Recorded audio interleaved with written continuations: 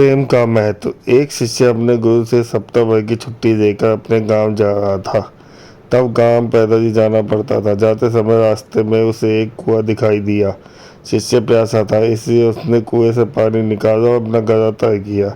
शिष्य को अद्भुत तृप्ति मिली, क्योंकि कुएं का जल बेहद मीठा और ठंडा था। शिष्य ने सोचा, क्यों ना यहाँ का जल गुरु जी के लिए भी ले चलूं।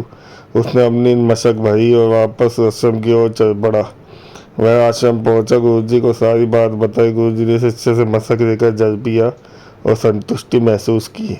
उन्होंने शिष्य से कहा, वाकई जल तो गंगा जल के समान है। शिष्य को खुशी हुई।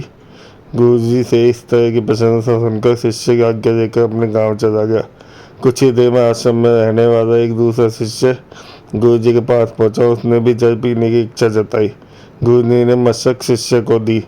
शिष्य ने जैसे ही घूंटा से पानी को कुल्ला कर दिया। शिष्य बोला, गुरुजी, इस पानी में तो कड़वापन है, ना ही यह जल शीतल है। आपको बेकार ही उस शिष्य की इतनी प्रशंसा की। गुरुजी बोले, बेटा, मिठास और शीतलता जल में नहीं तो क्या हुआ, उसके जाने वाले के मन में तो है। जब उस शिष्य ने जल पिया होगा तो उसने मेरे मन में प्रेम उबड़ा होगा।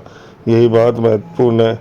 मुझे भी इस मशक का जल तुम्हारी तरह ठीक नहीं लगा, पर यह कहकर मैं उसका मन दुखी नहीं करना चाह सकता था। हो सकता है उसके जल मशक भर गया हो, तब वह शीतल हो। मशक के साफ न होने के कारण यहाँ आते आते जल वैसा नहीं रहा हो, पर इसे जाने वाले के मन में तो प्रेम था। इससे कोई प्रेम कम नहीं होता। इसलिए हमेशा सामने वाले के मन का प्रेम देखा जाता है, ना कि उसके लाई हुई वस्तु।